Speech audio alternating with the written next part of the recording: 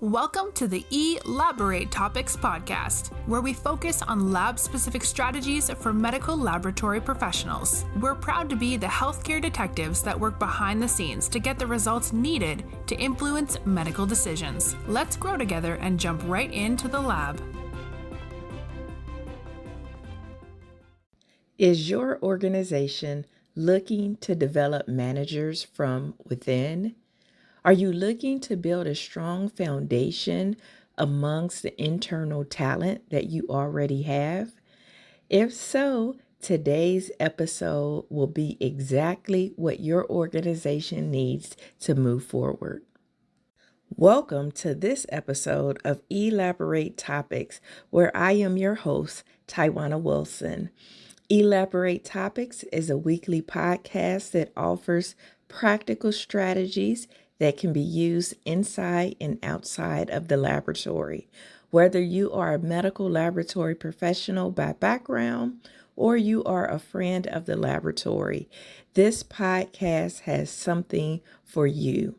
So take a listen to today's episode or go back in the catalog where myself and my colleagues and co-hosts Stephanie Whitehead and Lona Small have over 140 episodes, which you can find on your favorite podcast platform. So let's jump into today's episode and talk about the importance of developing new managers from within the organization. Effective management is crucial for organizational success, and developing new managers is key, especially for your organization. It's a worthwhile investment of time and resources. Today, I'll be discussing competencies that's needed for developing a new manager from within, creating a management track, identifying those candidates early, and also creating a manager's toolbox so that they can be successful in the roles once they're in them. I love this quote by Vince Lombardi that says, "Leaders are made, they are not born. They are made by hard effort." And when I think of that quote, it makes me think that anything can be learned and anyone can be taught certain skills. And so if you have that talent from within who's anxious and eager and excited to move into higher levels of authority or management roles or lead tech roles, then those are the people that you definitely want to invest your time and resources in. Early in my career, I could thought that I would move into management, and I worked for a few different organizations early in my career, but I never knew exactly how to get into management. None of those early organizations had a clear management track. And so I didn't know exactly what I needed to do to position myself for a management role within those organizations. So for me, the logical next step was out because I didn't see a management track. I didn't see any documented blueprint or a way to move from medical laboratory scientist on the bench to either a lead tech or a specialist or a supervisor or shift lead. There was no documentation of how to even do that. So I would think if a position came available, I can apply for it and hope that I get it. But there was no previous training that got me prepared for some of those opportunities that were open earlier in my career. And so to me, the logical step, as I said before, was out. And it makes me think, does your organization have an established roadmap or a career ladder for employees to move into management positions? And if so, do you know how to access it? The management roadmap will provide, if your organization has one, those employees that are looking for higher levels of authority with a guide. This guide should cover the competencies, the skills, and professional development that they will need to be effective as managers and leaders. And that's very important. I find that organizations that have a management track that's documented where all employees know how to enter the track are more successful and able to deal with the longevity of the changing staff as employees are starting to retire that have held management positions for a long period of time. Having that internal talent ready to go and assume those roles has been beneficial for them to not have a loss of any kind of leadership. So let's talk about the key elements of a well-defined management roadmap. So if your organization is thinking about implementing something like this, these are the elements that you should consider. A clearly defined roles and competencies. Exactly what is a manager and their role? What are they doing? What do they need to be successful? Tools managers need to be successful. So once they assume that role, what tools do they need? How to identify candidates for the management pipeline. So thinking about those rising stars that you have within your organization, how are they identified to get into the management pipeline? And then the actual creation of the management track. So let's start with the roles and competencies. One, we know that clarity is important and they must be defined because when people don't know exactly what's expected of them, it's hard for them to perform at an exceptional level when they don't know what's expected, they don't know what success is, they don't know what it looks like. So making sure that the role of the manager is clearly defined as well as the competencies that are required. Having the clearly defined roles and competencies can help the employee understand, like I said, expectations for the role and also opportunities for growth. To define roles and competencies, organizations should consider job descriptions, performance metrics, and feedback from current managers. While this can also be done formally and informally, so I gave you some of the formal ways that you can do it, but you can also get clarification informally from managers who are already doing the job. An informal way would be to briefly interview current managers and leaders on what it is like to walk a day in their shoes, to understand better some of the things that are not listed in the job description. And then, based off of the observations, a list of core competencies can be developed for a manager to be successful in a role. As we all know, it's hard to put everything in a job description, right? A job description is the core, but it is not the totality of the role in which somebody would be undertaking as a manager. Once you understand the role of the manager, then start to measure the competencies of managers and what's essential in that role when it comes to performance reviews, professional development planning, and workplace accountability. Competencies are skills that define what an employee needs to do their job well. And each competency should be measured so that the employee progress can be tracked. One way to understand a person's competency is you can use assessment tools such as DISC, and DISC is one of my favorites. I'm actually certified to administer DISC assessments, but Myers-Briggs is another assessment that can be used to measure knowledge, skills, behavior, and abilities. So when I think about managers and I think about critical competencies that are needed for effective managers, I think effective communication. I think delegation skills, because you're going to get a lot of competing priorities. You're going to get a lot of projects on your plate as a manager, and you're not going to be able to do all of them. And so you're going to need to be able to delegate and have others assist you in that. So strong delegation skills, prioritization. Like I said, what may be the priority today can quickly change tomorrow.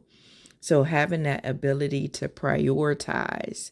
Strong networking skills is another core competency of a manager, as well as time management. And one more competency, which is probably one of the most important, is emotional intelligence. Being self aware and having a level of awareness for others, that emotional intelligence will be very important for those that are managers. So once we have our roles and competencies defined, we can actually create our management track. Creating our management track within the organization can provide employees with a clear path for career advancement. This track can and should include training, mentorship, and job shadowing opportunities to help employees develop the skills necessary for management so that they are able to walk a day in your shoes if you are already in a manager role, or for those people that's looking for it, they can understand exactly what managers do. Sometimes you see your manager in the office, you may see him on a computer or going to meetings, and you're like, that job doesn't seem that difficult, and you don't see everything that goes into it. So when you have a management track that allows those interested individuals to be able to job shadow and mentor and train before they even assume that role, it gives them a better understanding and clarity.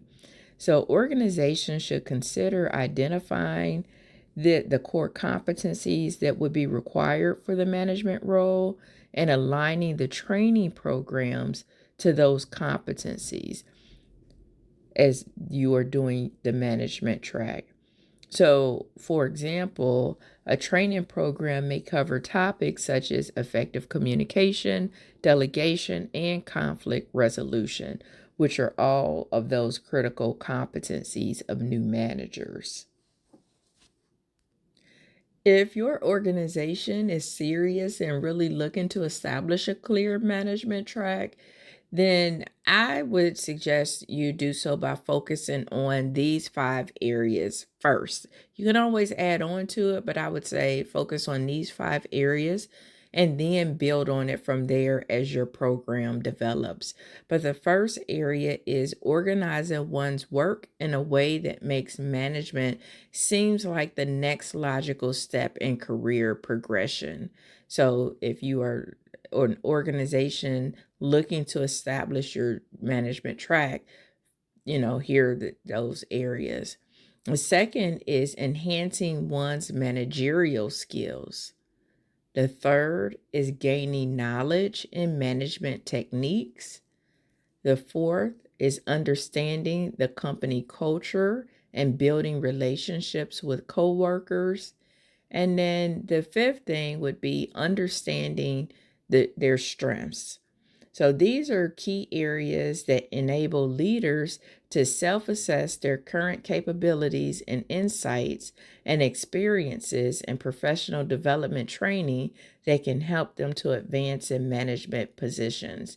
So these 5 areas, if you have a management track and then you are having your people that are in the management track focus on these 5 areas, they're going to be able to really grow and develop, and your time and resources to develop them will be better spent.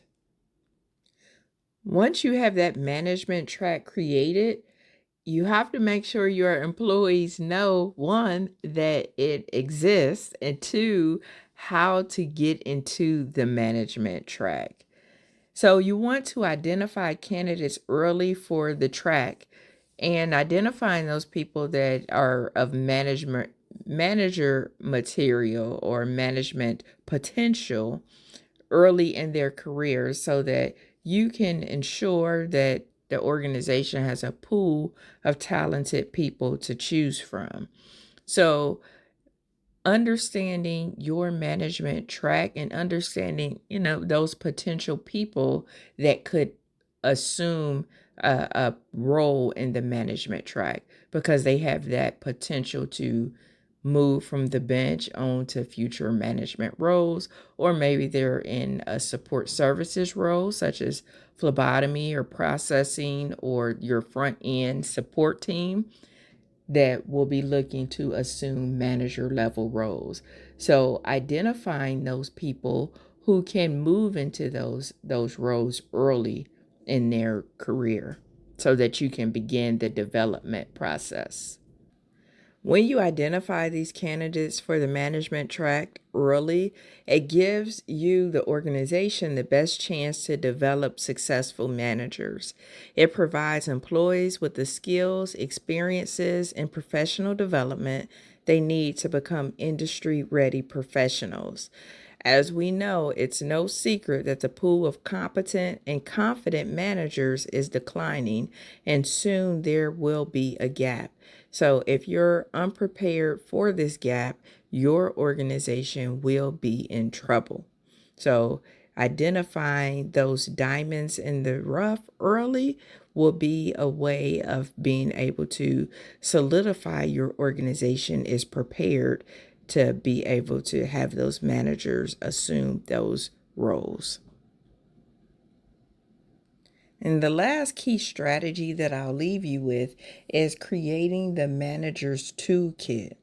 Providing new managers with a toolkit. So once you've already had your employees that you had in the management track, you've identified them early, now they're ready to assume those roles. You want to make sure that they have a toolkit so that they're successful and off to a fast start. A manager's toolkit can include training programs, leadership coaching, and performance management systems. If we're thinking training programs, they can cover topics such as team building, performance management, change management. If we are thinking leadership coaching, it could provide new managers with guidance and support as they navigate their roles, accountability. It will be able to be helpful for them to bounce ideas and be able to get feedback. And performance management systems can help managers set goals and also provide feedback to their teams. But in addition to those things, tools and resources that I found to be of value on my leadership journey outside of the leadership coaching would be formal and informal mentorship. So participating in continued mentoring, to have those mentors, maybe one that is in the role already, and maybe one that's 1 or 2 levels up from where you are. Web resources, are there any resources on the web that may be helpful for a new manager?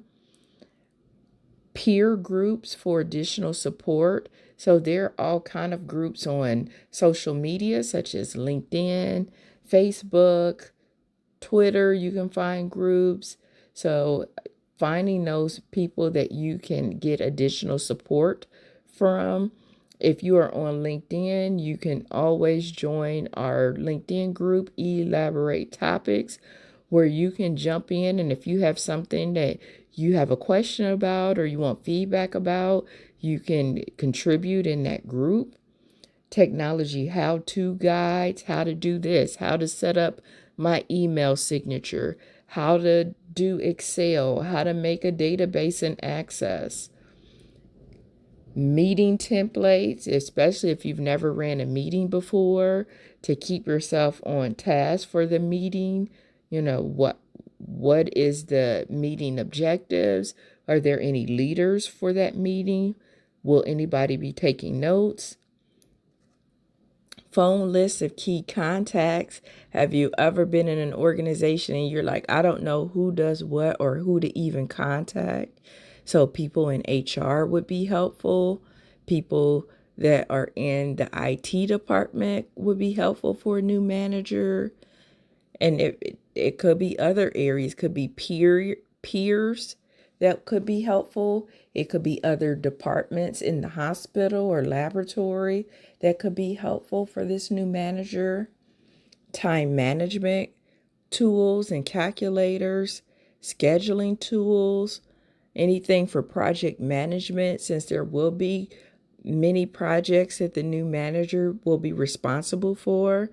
And any electronic note-taking apps could be helpful, or things for to-do lists could be helpful for the new managers.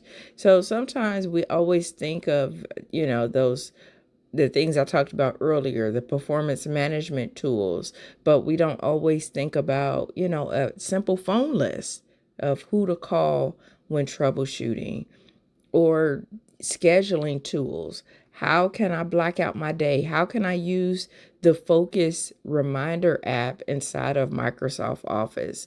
How can I schedule my emails to go out the next morning so it doesn't look like I'm scheduling emails all night? So those are things that would be helpful in a manager's toolbox.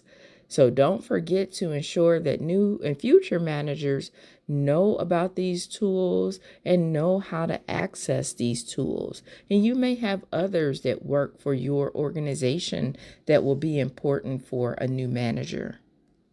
So as I wrap up today's episode, I want you to think about, are you creating that pipeline of talent within your organization? Are you creating a management track for your organization for those future managers to get into so that they can start developing the skills and competencies that's needed to be successful in your organization as a manager?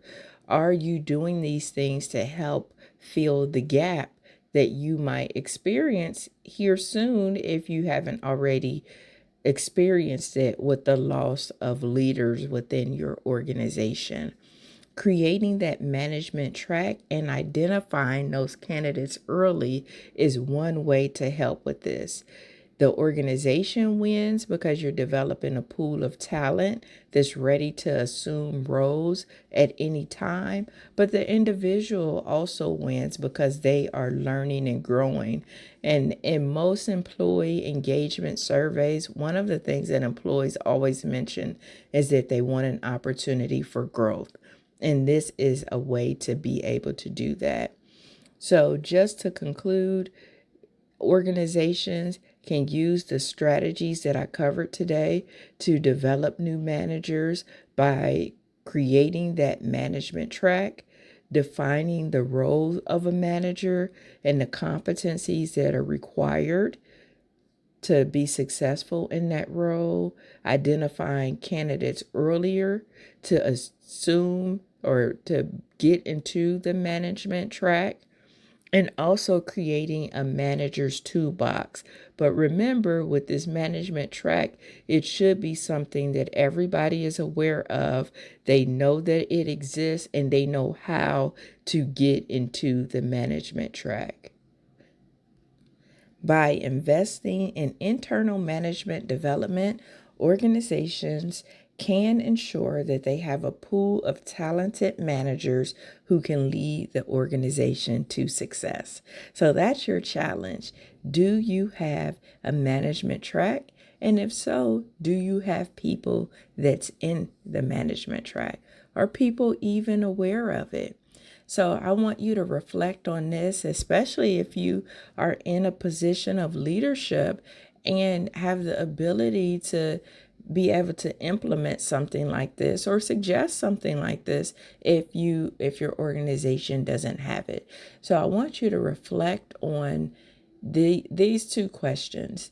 Does your organization have clearly defined roles and competencies for management positions? And if so, how can this be improved?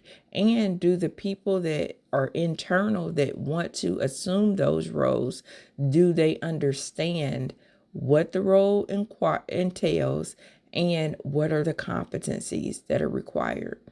And then the other question is, what tools and resources does your organization provide to new managers to help them succeed in their roles?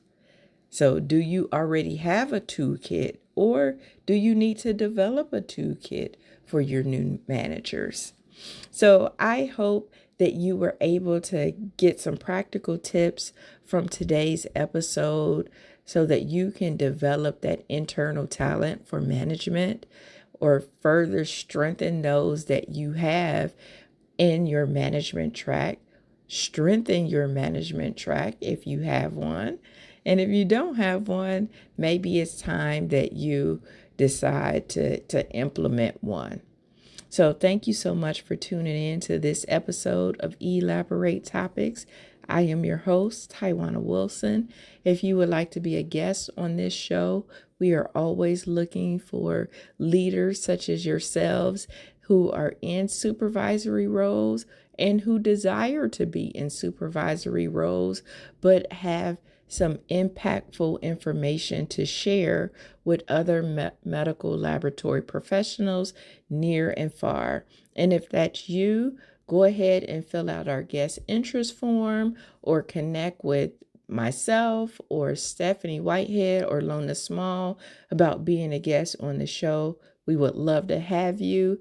And one big ask that I have is that you share this broadcast out with your network and invite a friend to listen to Elaborate Topics. If you have other topics you would like to hear, let us know that as well. We are always looking for other interesting and exciting current events to talk about, as well as topics that will help you in your laboratory journey. Thank you so much for tuning in. Have an amazing week.